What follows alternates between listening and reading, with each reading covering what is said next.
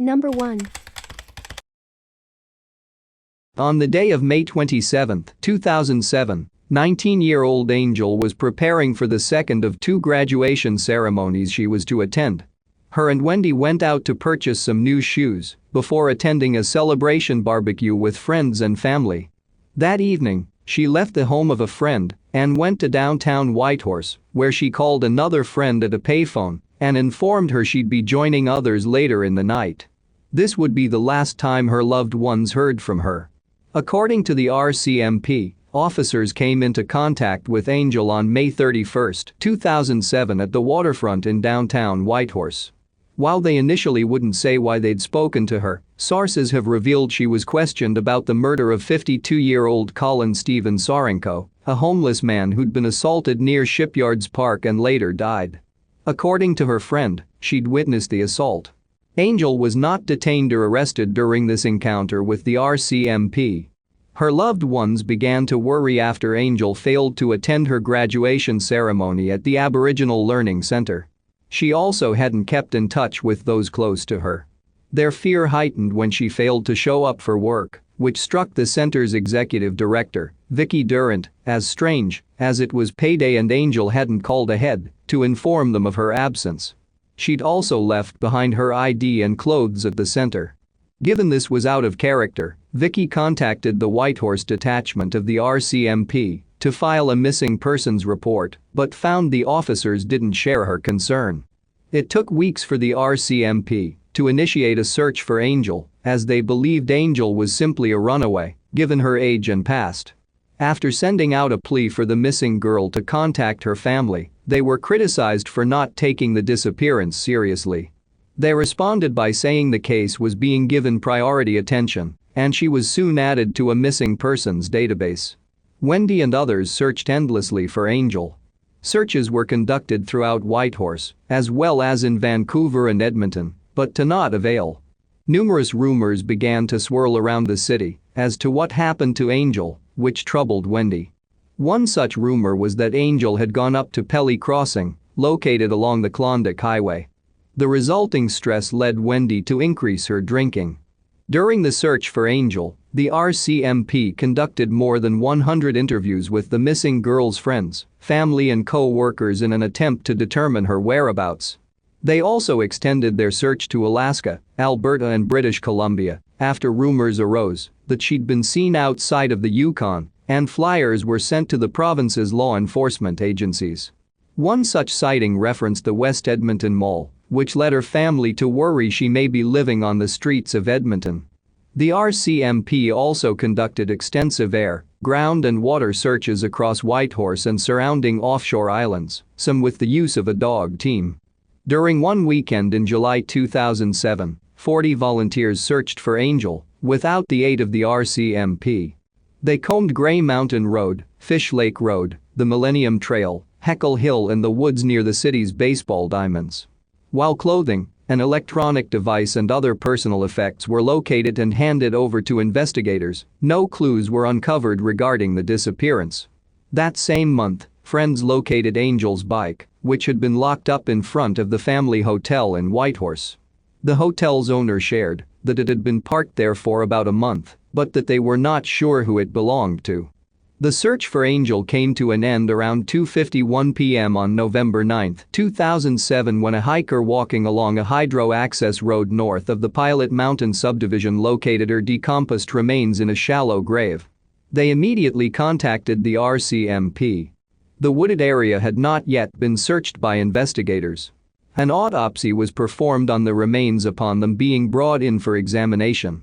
The results were inconclusive, and investigators were unable to determine the manner in which she had died. While the autopsy was going on, a thorough search was conducted of the Pilot Mountain area by the RCMP's Major Crimes Unit, the Forensic Identification Unit and the Police Dog Services. While a helicopter flew overhead to photograph the scene, officers went door-to-door interviewing nearby residents. They also asked anyone who may have witnessed any suspicious activity in the area between May 2007 and November 9, 2007 to come forward. Irma Scarf, the leader of numerous searches for Angel during the summer of 2007, spoke out about the discovery of Angel's remains, saying government inaction and the absence of a youth shelter in Whitehorse may have been contributing factors in her death. She called on politicians to create a place where homeless youth could find shelter and safety so that they would be protected. A few days after, local politicians paid tribute to Angel with her friends and family in attendance. They wore blue ribbons with a small golden angel glued in the middle. Numerous memorial services were held throughout Whitehorse in celebration of Angel's life. One such service was held at the Blue Feather Youth Center a week after her remains were located, and it featured traditional drumming and singing, a balloon release, and a feast. Her friends and colleagues also made a commemorative wreath and passed out blue ribbons that attendees could wear to show their support for the family. Angel's body was taken home to Good Hope Lake, where the funeral service took place. Wendy had to seek counseling after her daughter's death. While she spoke to the media numerous times in the hopes of bringing more awareness to the case, she often had to visit her own mother when things got too much. She also shared that she found it difficult to visit the youth center as it reminded her too much of Angel. In June 2008, friends and family visited the Blue Feather Youth Center to mark the one-year anniversary of Angel's disappearance. An RCMP officer, First Nations leaders, MLAs, the Justice Minister and victim services workers were also in attendance. In 2010, Wendy participated in the Sisters in Spirit March that occurred in Whitehorse. A year later, Angel's case became one of the ones highlighted. To ensure all leads were correctly followed up on and that nothing had been missed, the RCMP conducted a file review in 2010 of the entire investigation. Between 2010 and 2011, the Yukon RCMP and the Yukon Aboriginal Women's Council teamed up to resolve the territory's outstanding cases of missing and murdered Indigenous women, which occurred around the same time the RCMP and the Assembly of First Nations agreed to work together to resolve similar cases across Canada. The initiative helped formalize a relationship between the two. After Angel's death, Wendy became an outspoken advocate for Canada's missing and murdered Indigenous women and girls. She repeatedly shared her frustrations regarding the investigation into her daughter's murder and shared that she hoped the country's national inquiry would help bring more attention to cases like hers. Her activism saw her travel to Ottawa, where she pushed for the inquiry to occur. She also became protective of the Indigenous women she met on the streets of Whitehorse and worked to draw attention to the violence and poverty they faced.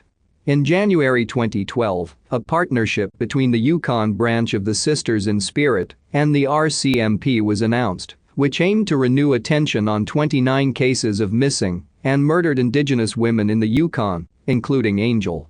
On April 19, 2017, Wendy was found murdered, along with her friend, Sarah McIntosh, inside Sarah's bungalow on Murphy Road, located in Whitehorse's McIntyre subdivision.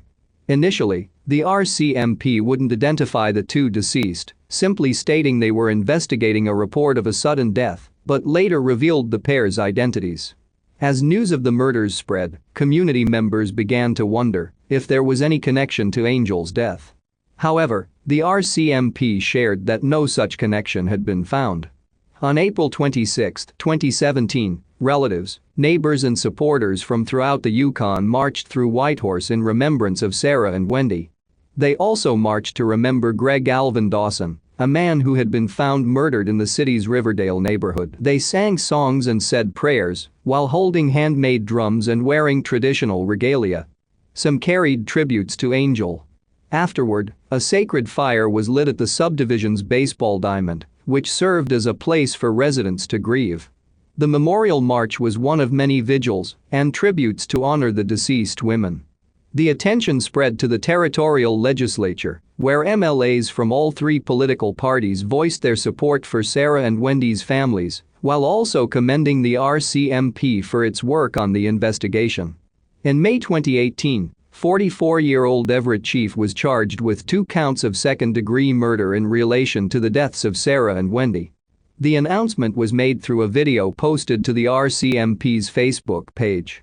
While they wouldn't reveal how the pair died, they did say it's believed they were killed on or around April 10, 2017. Later, the charge Chief faced in relation to Wendy's death was upgraded to first-degree murder. In 2017, Angel's cousin, Melissa Carlick, was named the Community Relations Officer and Health Coordinator with Canada's National Inquiry for those located in the Yukon, the Northwest Territories, Alberta and parts of British Columbia. After the Edmonton hearings in November of that year, she and 2 other staffers were fired without just cause. Angel's uncle, William Carlick, testified during the national inquiry. Her brother did as well, though his testimony had been unexpected. In March 2018, a 3-person, full-time dedicated team were created to look at the Yukon's unsolved cases. The announcement was made by the territory's government, which said that the project would be funded through the 2018 to 2019 budget. Called the Historical Cases Unit, it was part of the RCMP's M Division and was tasked with reviewing every unsolved homicide and missing persons case in the Yukon to decide how to best proceed with each individual investigation. It would also act as a liaison for the victims' families, Yukon First Nations and community organizations. The government shared that the initiative would receive $442,000 in annual funding over a 3-year period, after which its success would be evaluated. According to the Whitehorse detachment of the RCMP, the case is still under investigation. However, they will not publicly discuss where it stands, given its active nature. Despite the lack of public updates, Vicky has shared she speaks with officers every April and says 3 are currently working on the case. Alex feels the fact his sister's murder is still unsolved reflects how the RCMP handles cases when those who are affected are of Indigenous heritage. The family believes her missing persons report wasn't taken seriously because of her age and race. While Vicky won't personally condemn investigators, she does wonder why the case is still unsolved all these years later. Theory 1. The primary theory in the case is that Angel was met with foul play and was murdered by an unknown assailant, this given she disappeared without any contact with friends and family, as well as the fact her body had been buried in a shallow grave. Given how little the RCMP have shared regarding the investigation, it's unknown if they have any suspects in the case or if they've tied Angel's murder to any one person. As aforementioned, the RCMP had approached Angel in late May 2007 regarding the stabbing death of a First Nations man in Whitehorse. Her family and friends have also shared that she may have been a witness to this crime. If that's the case, could someone have murdered her in order to keep her silent? Theory 2, a theory that has since been disproved, is that American serial killer Israel Keyes was involved in Angel's death. Before he died by suicide in his cell in Anchorage, Alaska, he had admitted to killing 11 people across the United States and is suspected in many more cases. It's been revealed that Keyes had traveled through northern Canada in early 2007, which led some to infer his possible involvement in Angel's case. After getting in touch with the FBI, the RCMP were able to conclude Keyes had been in the area in March 2007, 2 months before Angel's disappearance, and that he'd been in Anchorage during May of that year. The Blue Feather Youth Center has held numerous memorial projects in Angel's honor, including a memory book and reflective art. In July 2017, a mural was painted in her and her mother's honor on the wall of the Staples store at the corner of Ogilvie Street and 3rd Street. The idea had begun months earlier, when those who worked with the center were invited to attend a conference about Canada's missing and murdered Indigenous women, and it grew into a way to help the community as a whole heal after the tragedies. Through the government's Crime Prevention and Victim Services Trust Fund, volunteers were able to purchase supplies and painted a mural featuring Wendy and Angel framed by 2 red eagles. Angel's friends hoped to create a lasting legacy for her in the form of a homeless shelter, which is something she'd advocated for while alive. In November 2008, Vicky launched a fundraising campaign for a new shelter, and eventually the Youth of Today Society was able to purchase the former Hyde on Jekyll hostel. They named the shelter Angel's Nest after her. Those with information regarding the case are asked to contact the Whitehorse detachment of RCMP at either 867-667-5551 or 867-667-5555. Number 2. On August 17, 2010, the woman Amber met at Unity House came by the Tuccaro residence and invited the young mother to fly with her from Fort McMurray to Edmonton. While the woman booked the plane tickets, Vivian shared with Amber the reservations she had regarding the spontaneous trip. Amber downplayed her mother's worries, saying she would only be gone 2 days, and the two women, along with Jacob, made the trip south. In order to save money, the pair chose to book a motel room in nearby Nisku, Alberta, which was known for its cheaper hotel rates compared to the province's capital city. They checked into the Nisku Place Motel, located near the Edmonton International Airport, with plans to travel to Edmonton later on. Between 7:30 p.m. and 8:30 p.m. on August 18, Amber left the motel, leaving Jacob in the care of her travel companion. Sources differ as to the reason why. Some state she went out to buy food and others say she was too excited to visit Edmonton and decided to head there early. What is confirmed is she had been hitchhiking before entering the vehicle of an unknown male. Hitchhiking was something Vivian had always spoken to her daughter about, telling her on numerous occasions to pretend to be on the phone with someone, even if no one was on the other line, as a means of precaution and safety. When Amber didn't return to the motel room on August 19, the woman she had traveled with contacted Vivian. As it was out of character for her daughter to not be in contact, she was immediately alarmed and contacted the RCMP. The response she received was unsettling, as the officer told her that Amber was probably out partying and would get in touch soon, and only after 24 hours could a missing persons report be filed. Vivian disagreed with this, as she knew her daughter would have never left Jacob behind, especially with someone she barely knew.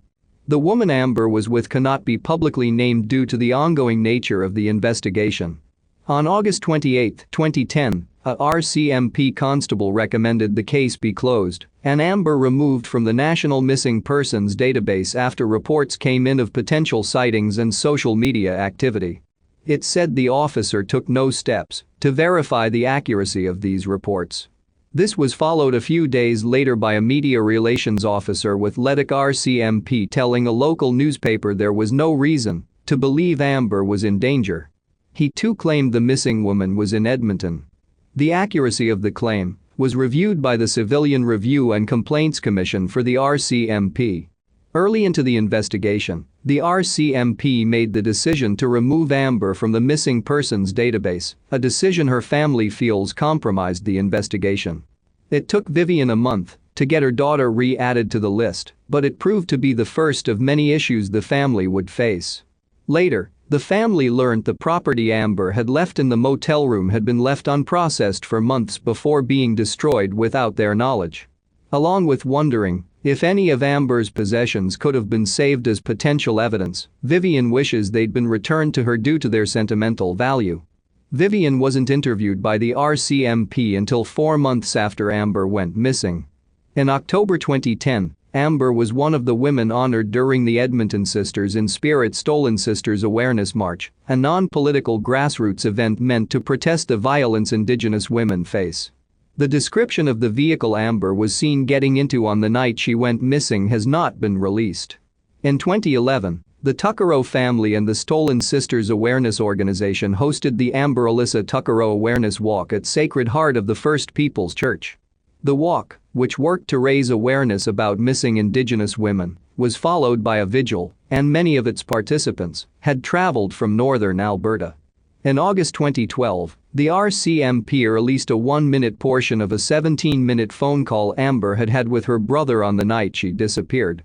The recorded outgoing call had been made while he was being held at the Edmonton Remand Centre. The clip, which Paul Tuccaro says was in the hands of investigators for about a year prior to its release, was shared in the hopes of generating new leads, and it remains the only time in Canadian history that the RCMP has publicly released an audio recording during a homicide investigation. In the recording, Amber is heard speaking to a man whose identity has not been released and may still be unknown. Investigators believe the unidentified man was driving Amber southeast along the rural roads of Leduc County instead of toward Edmonton. Upon its release, 3 women came forward, claiming to recognize the voice on the recording. They each identified the same man, but after being investigated by the RCMP, he was cleared of having any involvement in the case and was deemed to not be the man whose voice is featured on the recording. Vivian shared the recording on social media every day, urging people to come forward. Paul has shared his confusion as to why no one has come forward with the unknown man's identity. On September 1, 2012, a group of recreational horseback riders located a human skull on a rural property in Leduc County and immediately contacted the authorities. The area is south of the motel Amber had been staying at and is only 35 kilometers away from Edmonton. The discovery prompted a 2-day ground search of the area, and while it came mere days after the release of the audio recording, the RCMP say the two aren't connected. The remains were identified by the Edmonton Medical Examiner's Office and the RCMP Forensic Identification Services via dental records as belonging to Amber Tuccaro. Her cause of death was not released. After Amber's remains were found, her case was taken over by the RCMP's Care Unit, which is a subunit of the organization's K-Division Missing Persons Unit that focuses on homicides and disappearances of the vulnerable. Her death was deemed as suspicious. The partial remains of 4 other women have been found within a few kilometers of where Amber's were located. This has led some to believe Amber's murder and those of the 4 women is the work of a serial killer, a possibility the RCMP isn't ruling out. The 4 women are Edna Bernard, who went missing on September 22, 2002, Katie Sylvia Ballantyne, who went missing on April 28, 2003, Dolores Brower, who went missing on May 15, 2004, and Coria Tenbreet, who went missing on May 9, 2004. All were Indigenous and all had been hitchhiking at the time of their disappearances. In 2013, the RCMP placed 2 billboards near where the remains were found as part of a poster campaign they were conducting at the time. One was set up at the intersection of Highway 814 and Airport Road near Nisku, and both were moved to different locations every few weeks to ensure as many people as possible saw them. On March 20, 2014, Vivian filed an official complaint with the chair of the Commission for Public Complaints about the Leduc RCMP. The complaint cited numerous issues with the investigation, including the downplaying of Amber's disappearance and the destruction of possible evidence. Vivian felt she had the right to know certain things regarding the investigation, as she had more questions than answers. The family has said on numerous occasions that the RCMP has mishandled the case. They've been passed from officer to officer throughout the duration of the investigation, and very little contact has been made with them.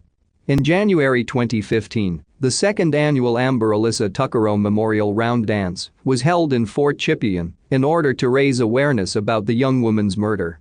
It was a healing ceremony for those in attendance, serving as a reminder that Amber was loved and that her death has affected many in the small northern community. A table was set up with pamphlets outlining tips women should take into account in order to stay safe. After Vivian moved back to the area, she decided to organize the annual event to make up for the limited resources she had when it came to traveling back and forth to Edmonton. In February 2015, Vivian traveled to Ottawa for the first ever roundtable into Canada's missing and murdered Indigenous women and girls, where she and dozens of families from across Canada met with premiers, representatives from 6 Indigenous organizations and 2 federal cabinet ministers. While there, she expressed her support for the national inquiry into Canada's missing and murdered Indigenous women, believing it could highlight existing gaps in the system, especially when it comes to reporting people as missing. This was followed over 2 years later by Paul's participation in the national inquiry, along with wife Judy Cardinal. The pair decided to take part in order to keep Amber's story alive, this despite initially being told her case may not be included. For 2 hours, he testified about the lackadaisical nature of the investigation into Amber's death and shared his belief that things may have turned out differently if the case had been handled properly. He explained that various branches of different police detachments had been in control of the case throughout the course of the investigation, with no one regularly updating the family on its progress.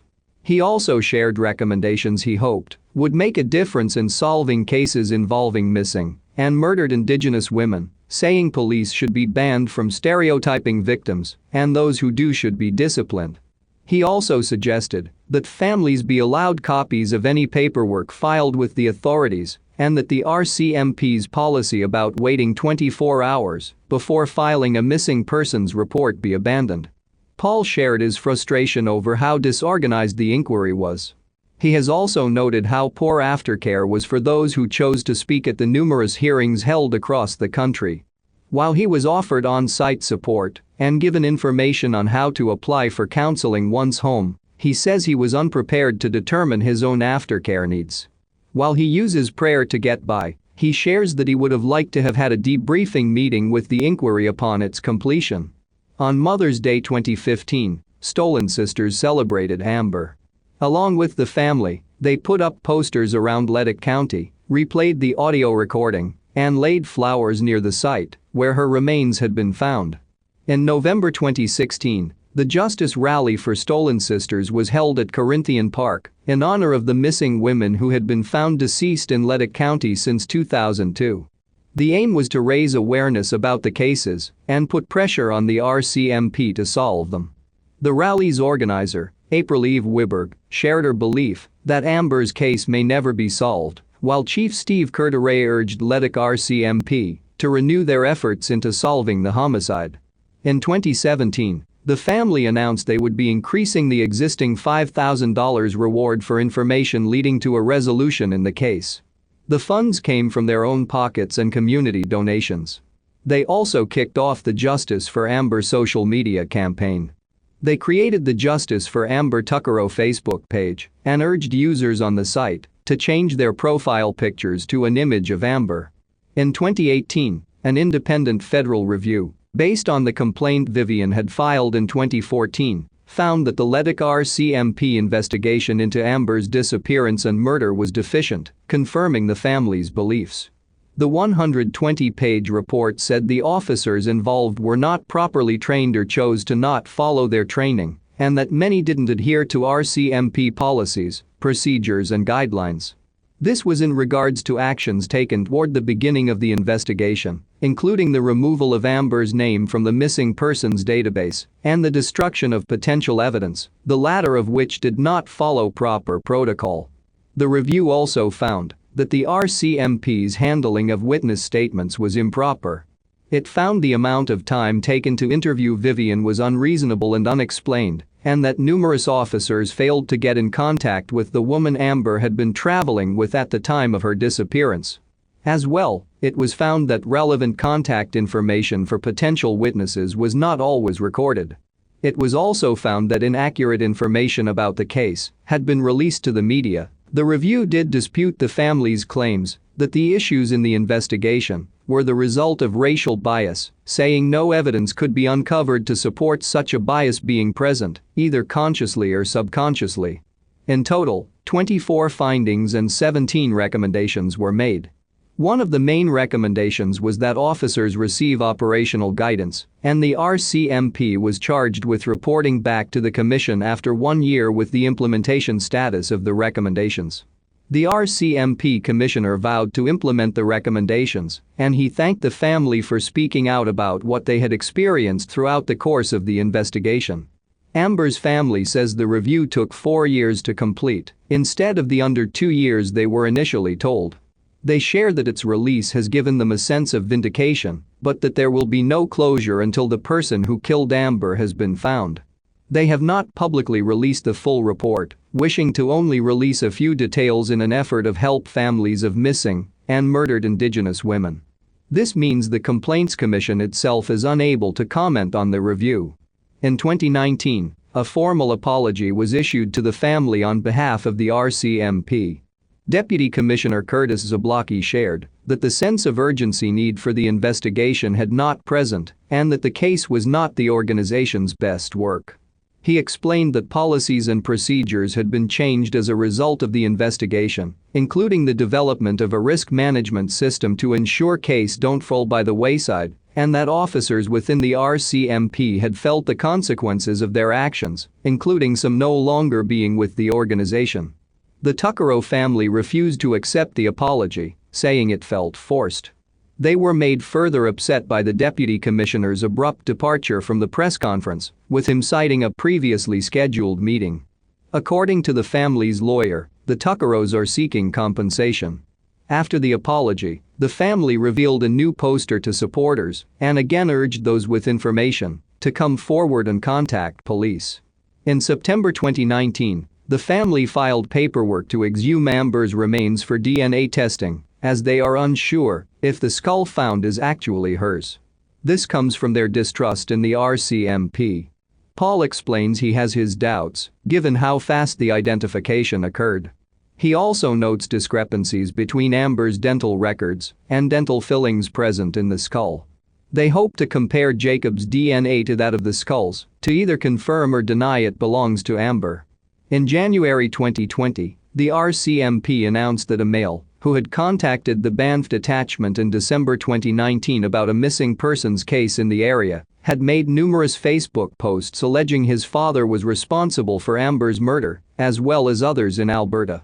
The man, who lives in Utah, claimed his family had identified the male voice in the recording as belonging to his father, who had been living on and off at a rural ranch in the Greater Edmonton area since 2009. According to the RCMP, many of the cases mentioned by the man have already been solved, but they are currently investigating if the information is relevant to Amber's case. They have noted the man has made false allegations against his father in the past. The Facebook posts have since been removed. Neither the man nor his father has been identified, as his father has not been named a suspect or person of interest in the cited cases. Amber's family has refused to comment on the man's allegations. According to the RCMP, Amber's case remains open. While no arrests have been made, the unidentified man whose voice is heard in the released audio recording is considered a person of interest. They say tips continue to be called in. The only theory in the case is that Amber's death is the result of a homicide, most likely at the hands of the man who picked her up on the night she disappeared. This is due to the remote area in which the remains were found and the phone call she had with her brother. Currently, the primary question held by many who have come upon the case is whether or not Amber's murder was at the hands of a potential serial killer. Given the bodies of 4 other Indigenous women were located near where Amber's remains were found, many feel it's likely a serial killer is at work in the area, targeting vulnerable women. It's a theory the RCMP aren't ruling out, but they have not said if there's evidence tying the 5 cases together. Amber's father passed away in 2014. Vivian has since taken up raising Jacob. She shares that his energy helps to keep her grounded and that he shares many of Amber's traits, including the way she spoke and her witty attitude. She says he misses his mother and frequently asks about what happened to her. Vivian makes it a point to ensure Amber's story is kept alive. Solving the case has become her second greatest wish, with the first being that Amber still be alive. The Leduc detachment of the RCMP is currently asking those with information regarding Amber's murder to contact them. They have shared her description in the hopes it'll jog someone's memory. At the time of her disappearance, she stood at 5'63" and weighed approximately 144 pounds. She had black hair with blonde streaks and her eyes were brown. She is believed to have been wearing a purple bench hoodie. Those with information regarding the case can contact Alberta RCMP at 780-412-5261 or Leduc RCMP at 780-980-7267. Tips can also be called into Project Care at 1-877-412-5273 or 780-509-3356 or submitted anonymously via Crime Stoppers at 1-800-222-8477. Number 3. On the night of June 18, 2006, Tiffany visited the Hiraki bar in the LaSalle district of Montreal, where she met some friends and listened to live music. Just before midnight, she left the bar and was seen getting into an Angrignan Company taxi, information her family would only learn about 4 years later, with a man who also resided in Carlick. Despite the trip being only a 10-minute drive across the St. Lawrence River, Tiffany never made it home. Her family immediately knew something was amiss. Worried, they contacted the Carlick Mohawk Peacekeepers, the reservation's police force. According to the family, the peacekeepers initially shrugged them off, believing Tiffany had run away or had simply spent the night drinking and would return home soon. Her family disputed this, given Tiffany's love for her daughter, and insisted a missing persons file be opened. This finally happened on July 4, 2006, 16 days after she went missing. According to her sister, Melanie, the peacekeepers' training was not sufficient enough to properly handle the investigation. To make up for this, the family themselves knocked on doors, tracked down Tiffany's last known whereabouts, and interviewed those who may have information. They did this despite discouragement from the peacekeepers, who said any unofficial searches could contaminate potential evidence. In response to the family's concerns, the peacekeepers cited a lack of resources, training and funding provided under the First Nations policing program. The program is a funding agreement negotiated between Public Safety Canada, Indigenous communities and the province. According to the peacekeepers, their staff of 32, including 2 investigators, regularly experiences burnout and does not have enough personnel to meet the demands of the reserve's population. The peacekeepers tracked down the man who had taken the taxi with Tiffany. He claimed the taxi driver had dropped him off first, before continuing on with the missing woman, but was unable to remember any details about the driver or the taxi company itself. After this, he became uncooperative with the investigation and, despite initially agreeing to take a lie detector test, backed out 4 days before, saying his longhouse wouldn't allow him to participate. The unidentified man is said to have been the peacekeeper's only suspect, and Melanie shares that having him living in the community has caused a rift between residents. To motivate people to come forward, the Morrison family put up billboards with Tiffany's face and a number those with tips could call. Further hoping to raise awareness, community members posted her image around the reserve. In March 2009, Montreal's Native Women's Association held a vigil at Avenue Atwater and Rue Sainte Catherine. The vigil was done in conjunction with the loved ones of missing and murdered women. Tiffany's case was one of those highlighted. The family heard very little about the investigation until her remains were found. On May 31, 2010, Tiffany's skeletal remains were located by a construction worker in a wooded area near the Honor-Mercier Bridge, along the eastbound Route 138-132 Service Road, near the Adirondack Junction.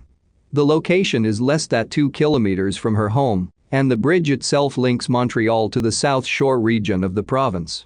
The remains were sent to a provincial police forensic lab for identification, which was done through the use of dental records. However, given the amount of time that had passed, a cause of death couldn't be determined. The Sûreté du Québec, the province's police force, took over the investigation about a year after the remains were found. To kick off their investigation, they brought potential witnesses back in for questioning, as the peacekeepers hadn't taken any statements. Afterward, they renewed efforts to locate the taxi driver who had picked up Tiffany on the night she disappeared. However, the taxi company didn't have any records from 2006, and the identity of the driver could not be determined. Tiffany's family believes she couldn't have ended up in the wooded area of her own accord and says she would have put up a fight against her killer. They feel there's someone in the community who knows something that could close the case. After her remains were found, the billboards along Highway 132 were updated, asking passers-by to call in any information regarding the murder. There is currently a $75,000 reward being offered to anyone who has information that could lead to the arrest and conviction of those responsible for Tiffany's death. In 2011, a memorial site was constructed by community members close to where her remains were found. Tiffany's family feels the media has largely ignored her disappearance and murder. According to the family, they last spoke with investigators in 2014. While the case remains open, it's currently unknown if the provincial police force has identified any suspects. Melanie says the last few years have been difficult because of how the case has been mishandled. She and her family wonder if things would have turned out differently if their concerns were addressed earlier on in the investigation, and they worry there'll be no closure to the case. In June 2016, the family renewed their calls for help with the investigation. They held a march and vigil, which led them to the memorial site in the hopes of bringing more light to the case. In September 2016, the memorial site was vandalized. The cross, which had been constructed by Tiffany's father and decorated by her niece, was broken and thrown onto a nearby access road. There was also graffiti on the benches and paraphernalia in the grass. This caused a great deal of grief for the family, who made a new cross and cleaned up the site. To prevent further destruction, town workers now check the area every Monday and Friday, and the family have made the memorial more visible by clearing nearby trees. Tiffany's family has held numerous vigils over the years in order to raise awareness about the case. They typically include a march down Highway 132 before a vigil is held at the memorial site. People wear red to honor North America's missing and murdered Indigenous women, and students display hundreds of red butterflies. Melanie says she constantly speaks with her sister and tells her the family won't rest until the person responsible for her death is brought to justice. She continues to coordinate vigils, maintain a Facebook page about the case, make posters, and does all she can to keep the public engaged. Melanie has also worked over the past decade to improve how the Kanawik Mohawk peacekeepers handle cases of missing and murdered Indigenous women. As of 2019, it's said their relationship with the family has vastly improved, and they've put a proper protocol in place for the handling of missing persons cases. As a result of their evolving relationship with the Morrison family, the peacekeepers have asked Melanie to speak with other Indigenous police forces. Melanie has become an advocate for missing and murdered Indigenous women.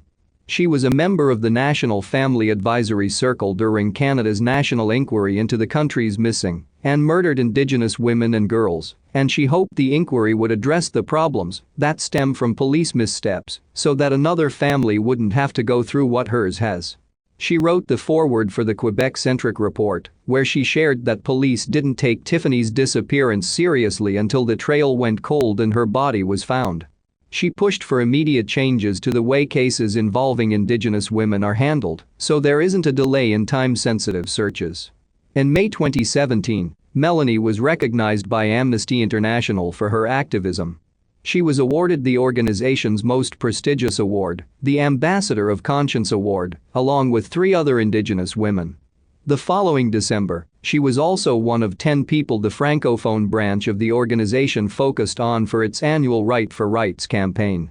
Through the campaign, she received 65.99 notes of love, encouragement and support from people around the world who appreciate what she is doing for Indigenous women. Amnesty International also honored Melanie through the Courage and Justice in honor of Melanie Morrison ceremony, which took place in March 2018. Tiffany's father has since passed away. In July 2017, Tiffany's image appeared in Walking with Our Sisters, a touring art installation dedicated to more than 1,200 Indigenous women who had died, disappeared or been killed under suspicious circumstances. The visit made a stop at the Kateri School Kanawik. In October 2018, Tiffany's niece, Dara Bordeaux, and her 7th grade class at Trafalgar School for Girls created life-sized paper dresses inspired by the Redress Project. She decorated her dress with a photo of her deceased aunt and those of other women whose cases remain unsolved, hoping to demonstrate the disparity between cases of missing Indigenous women and other women in Canada. She shared that the project helped open her eyes to how big the crisis in the country is. This followed a 2017 talk by Melanie, who spoke with the class about the family's experience and her own role in the National Family Advisory Circle. In March 2019, a group of commissioners from the National Inquiry visited 10th grade art students at the Kanawik Survival School, where Melanie has previously spoken. During this visit, Melanie shared Tiffany's story. In 2019, Melanie helped to facilitate a healing circle called Women Are Sisters. The group used embroidery to share, heal and empower women who are themselves survivors of violence, and it was one of 10 projects in Quebec to receive funding through the Federal Department of Women and Gender Equality's $13 million MMIWG Commemoration Fund. The group met weekly at the Ashikan Cultural Space in Montreal, where they embroidered squares which would then be made into a quilt meant to honor the lives of missing Indigenous women and girls. A coffee table book was also created to share the stories behind each square. Melanie says healing circles have been a powerful tool for her and her family. Those with information regarding the case are asked to contact the Sûreté du Québec at 418-623-6249, or the Carlick Mohawk Peacekeepers at 450-632-6505. Number 4. Tiffany Maureen Skye was born in Winnipeg, Manitoba on May 8, 1992 to parents Josephine Skye and Morris Bushy. A member of the Bloodvein First Nation, she grew up in a large family, which consisted of 3 sisters, 2 brothers, 3 step-brothers and 2 foster parents. Tiffany is described as having been very family-oriented. She loved to spend time with those close to her, especially her younger sister, and many who knew her referred to her by her nickname, Olive. Outgoing and with a sense of humor, she was known for frequently joking around and would often get lost in a topic of conversation once someone got her talking. In her free time, she liked to go on walks, and her dream in life was to become a social worker. She was just 19 years old at the time of her disappearance and death. Tiffany was last seen on August 8, 2011. Reports vary as to the location, but it's believed she had been in the area of the Forks or in downtown Winnipeg during the afternoon hours or early evening. At 2:30 p.m. on August 13, 2011, Selkirk RCMP were alerted to a body in the Red River. The exact location is near the St. Andrews Lock and Dam in Lockport, Manitoba, approximately 20 kilometers north of Winnipeg. The body was later identified as that of Tiffany Skye. Very little has been publicly shared regarding the investigation into Tiffany's death, and the case overall has received little press and media coverage. On August 16, 2011, the RCMP announced that an autopsy had been performed on Tiffany's body. However, they didn't release a cause of death. Some sources state that one couldn't be determined. According to the RCMP, Tiffany's death appears criminal in nature. In 2016, it was added to the cases currently being investigated by Project Devote, a joint task force between the Winnipeg Police Service and the RCMP that was created in 2012.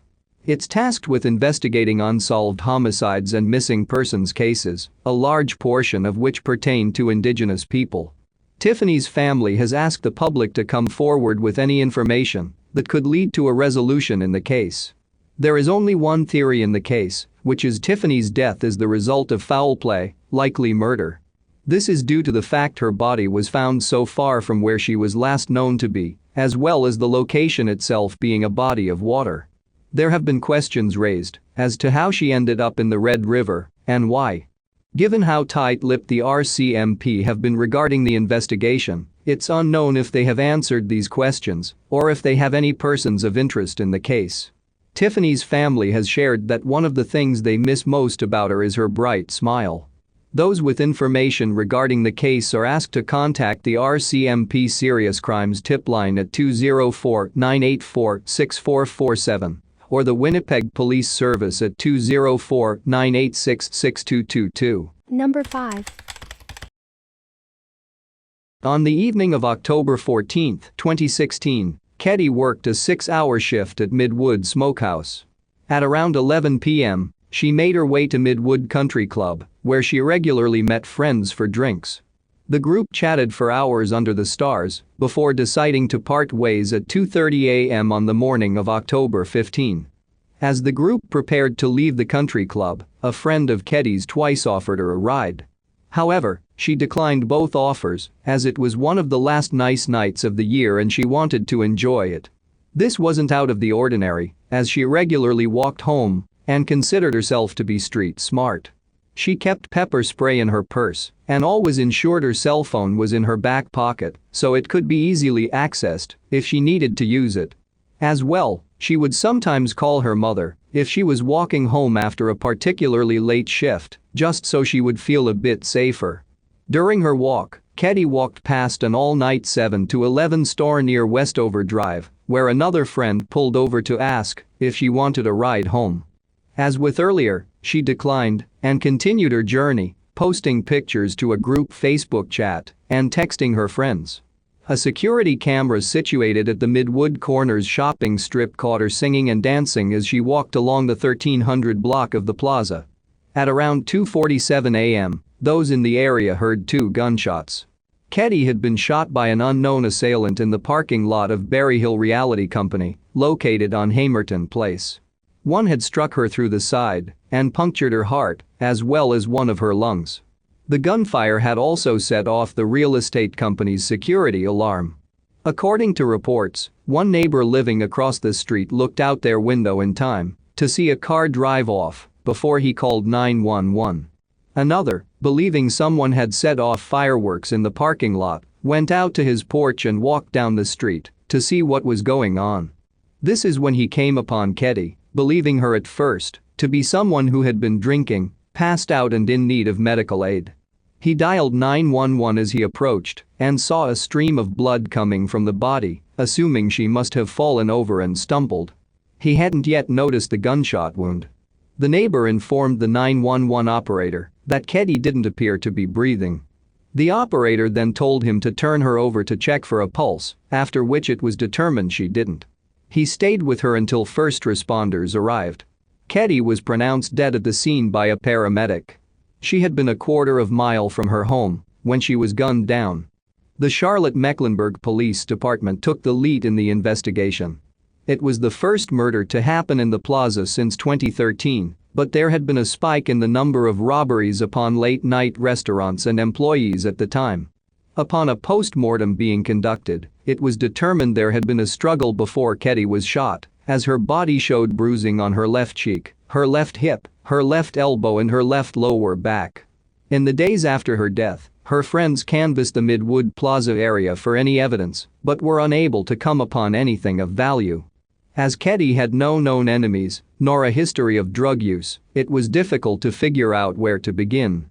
Wanting to be close to her daughter, Javona drove down to Charlotte and stayed at Ketty's home for 3 weeks. After it had been packed up, she returned to Asheville with her bike and 2 dogs. In the days after Ketty's murder, a benefit concert was held for the family at Snug Harbor, which was one of her favorite bars. Another memorial was held at Common Market, a frequent haunt of the young woman. There was also a makeshift memorial set up at the site of the murder, which consisted of flowers, glazed donuts and numerous candles. Police were notified about an incident Ketty had been involved in a few weeks prior to her death, where she had had to use pepper spray on a man who was harassing her on Central Avenue. However, there is no evidence that 2 incidents are connected. In June 2017, Javona received a deck of playing cards. They featured the Crime Stoppers logo and phone number on one side and the photos of homicide victims on the other, including Ketty's. They were distributed to inmates incarcerated at the Mecklenburg County Jail in the hopes one might know something in relation to the case. In 2018, investigators released the only major piece of evidence they have in the case, surveillance footage from a church located across the street from where Ketty was shot. This was done in the hopes of producing new leads. At 2:40 a.m. on the night of her murder, it shows Ketty walking down the plaza before making a left. 1 minute later, headlights appear next to where she would have been walking and can be seen backing up on Hamerton Place. According to police, enough time passed that it's probable she spoke to the person in the car before trying to run away.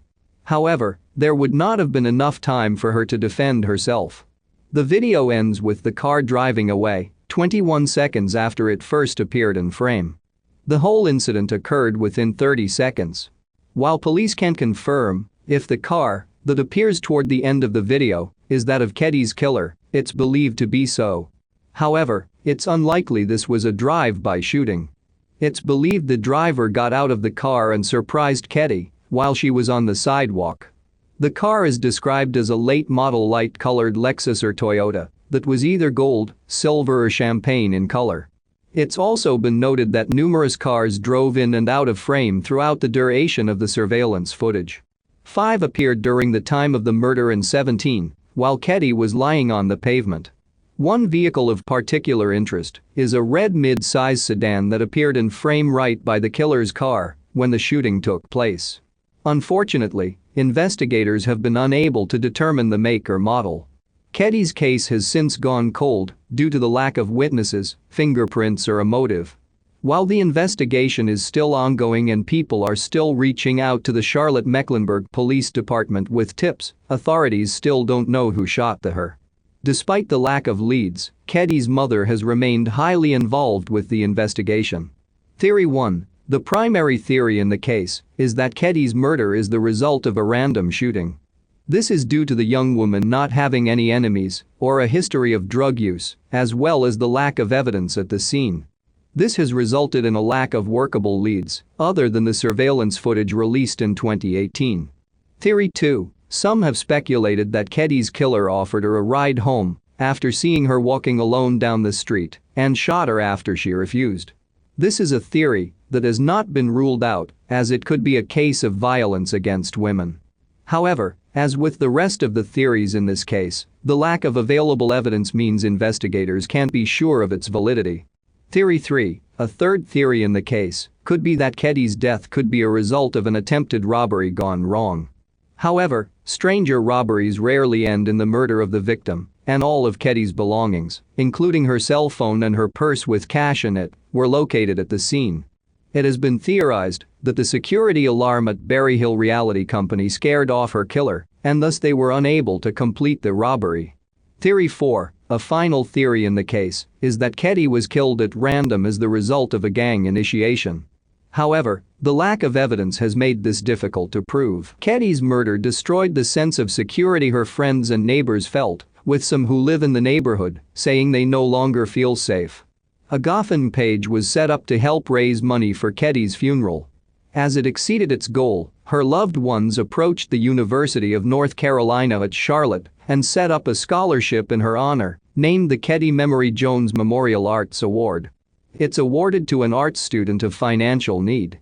There is currently a $5,000 reward for information leading to a resolution in the case.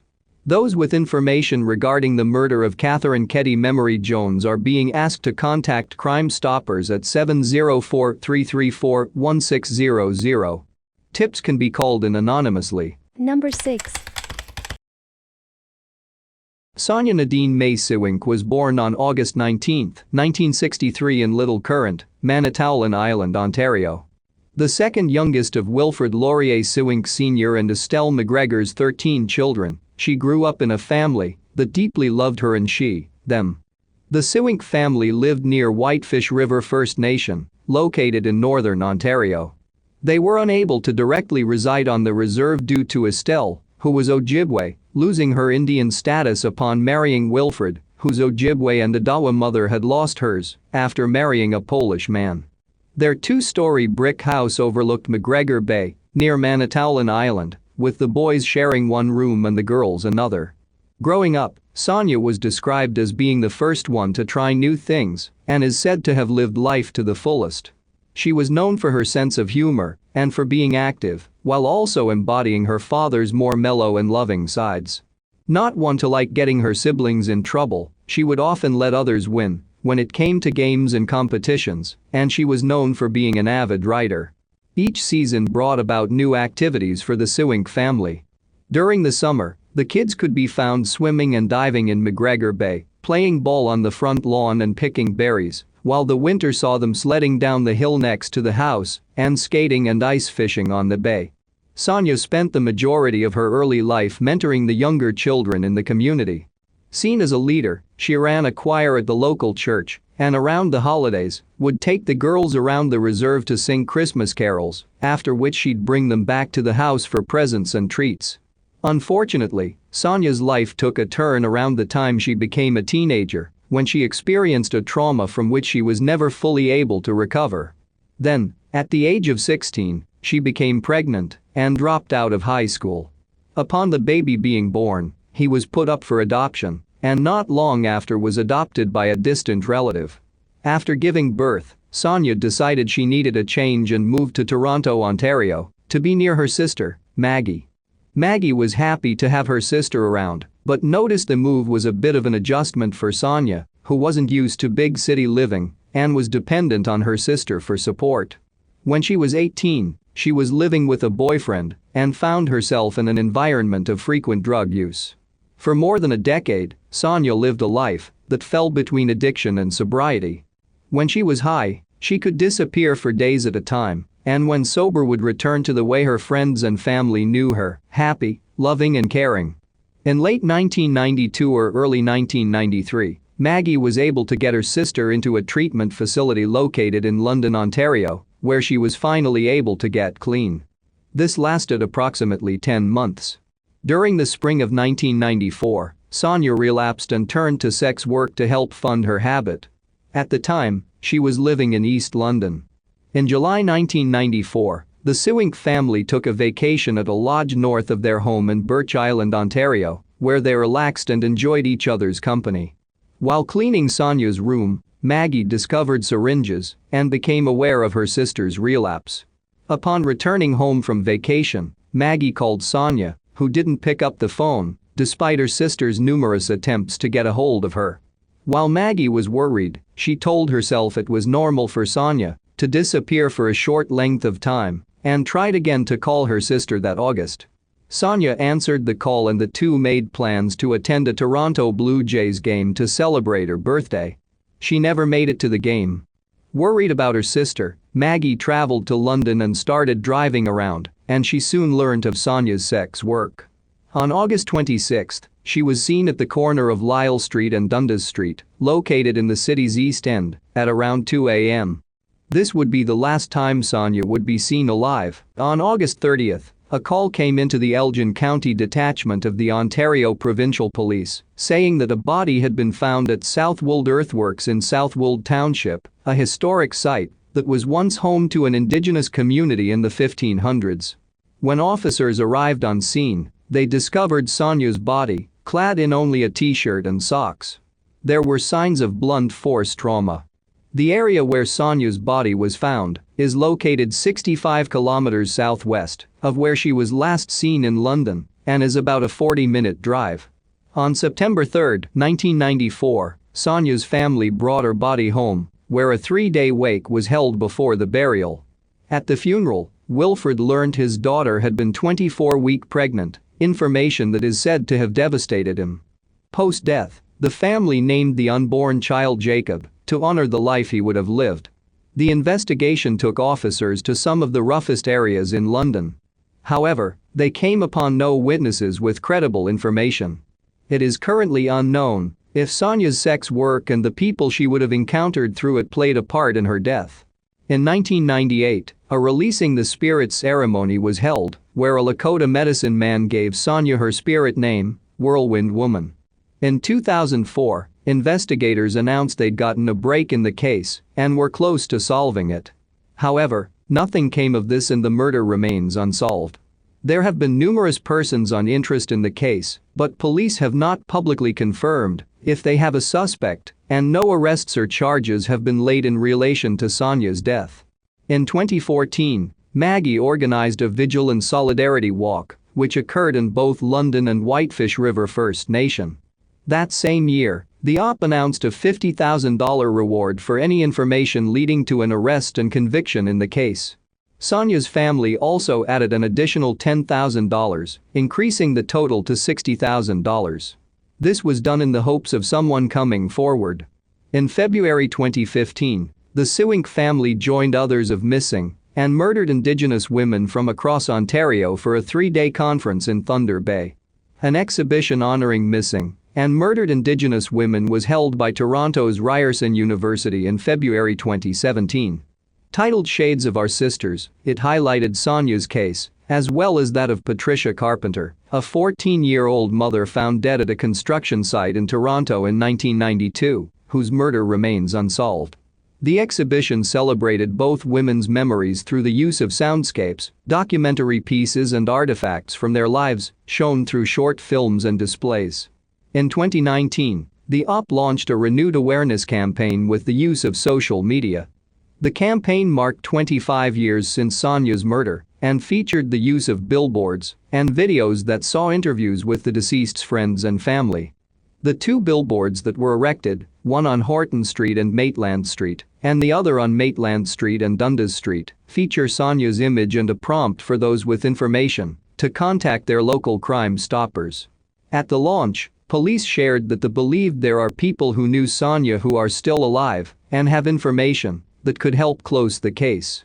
On August 30, 2019, Sonya's family, friends and community members came together at the corner of King Street and Lisle Street in London for a sacred Ojibwe fire ceremony in her honor, before participating in a solidarity walk down King Street.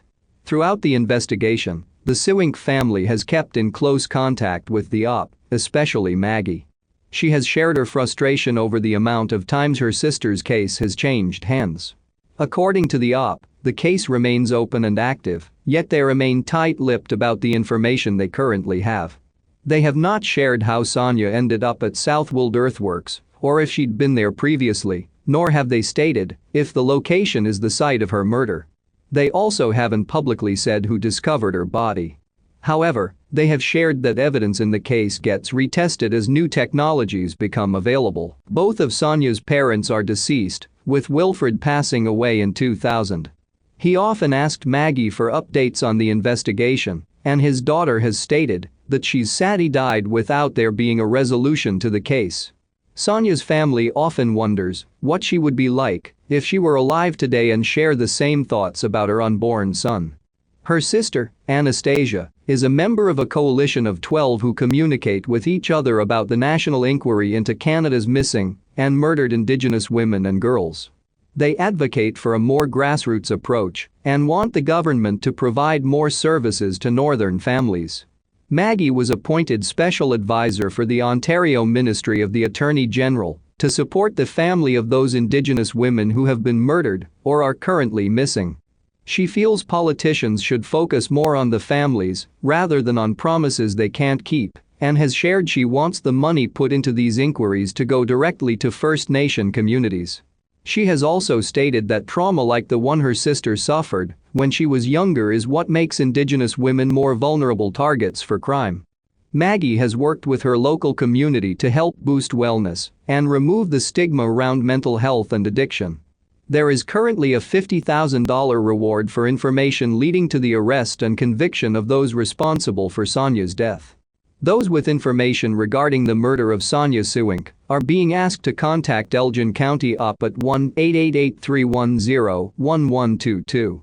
Tips can also be submitted anonymously through Crime Stoppers at 1-800-222-8477. Number 7. Alannah Jamima Cardinal was one of 9 children born to her parents. Her family, which included her grandmother Maureen Cardinal, were members of the Whitefish, Goodfish, Lake First Nation, a Cree community located about 185 kilometers northeast of Edmonton, Alberta. Growing up, Alannah was said to be an outgoing and smart girl who was very friendly to everyone she met. She was also the mother to her young 4-year-old daughter, who is said to be a miniature version of her mother. Alannah had been planning on sending her to school. In 2015, her boyfriend, who also happened to be the father to her daughter, perished in a car collision. According to Alannah's family, his death is said to have greatly affected her. Shortly before her disappearance and death, the young mother had received an acceptance letter from Portage College in Alberta. She was just 20 years old. The last day Alannah was seen alive was July 16, 2016. A few days later, on July 21, Alannah was officially reported missing to authorities. To help try and find her, the St. Paul detachment of the RCMP sent out a public notice for assistance in trying to locate her, which featured her description. 9 days after she was last seen, Alannah's remains were discovered near her home community of Whitefish, Goodfish, Lake First Nation by the RCMP, local volunteers, and search and rescue personnel. Upon Alannah's body being found, an investigation was launched, which involved RCMP investigators, the Edmonton Medical Examiner's Office and the RCMP's Forensic Identification Section. Investigators were quick to say they believed the circumstances surrounding her death to not be suspicious. Upon the coroner examining the body, Alannah's death was deemed to be the result of a suicide. Upon Alannah's body being discovered, her family received support from the Victim Services Unit. Despite what the RCMP have officially stated, Maureen says her granddaughter would never have died by suicide, as she never spoke of the act and cared deeply for her family, especially her young daughter. As such, the family asked the RCMP to investigate her death as a possible homicide. Upon hearing the family's concerns, the RCMP continued to investigate the death, but have not publicly stated if they've ever uncovered evidence to support the family's theory that Alannah was murdered. As of 2016, The case was said to still be open, and the RCMP were following all possible leads. Theory 1. The officially manner of death ruled by the St. Paul RCMP is that Alannah died as the result of a suicide. However, they have not publicly stated why they believe this to be the case or why they feel Alannah would take her own life. It should be noted that Alannah's family and community do not feel the young mother took her own life, despite the rough year she'd had due to her boyfriend's death, and have stated numerous times that they feel her death is the result of a homicide. Theory 2. The only other theory in the case is that Alannah was murdered by persons unknown. As stated above, this is the belief of those who personally knew Alannah.